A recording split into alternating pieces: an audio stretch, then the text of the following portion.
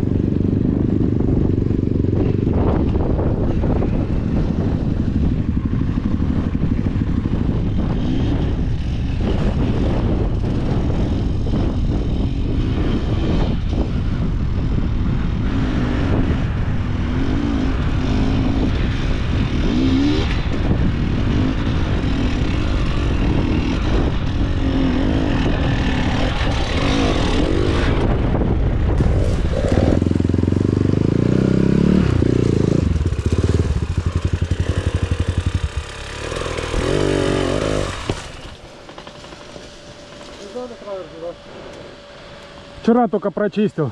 А? Вчера, говорю, только прочистил. Ну, я имею в виду ветки порезал только.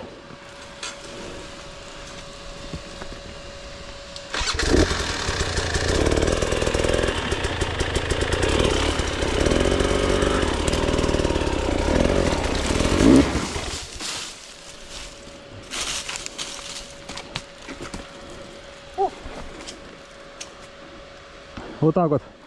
Ощущение, что ты не на эндуро ездил, а на девках там ездил где-то.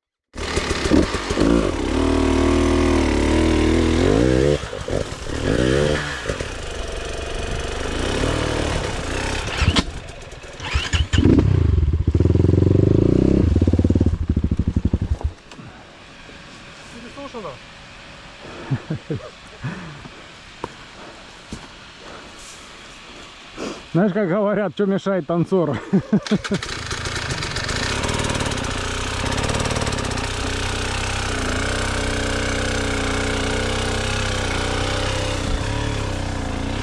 Красавчик.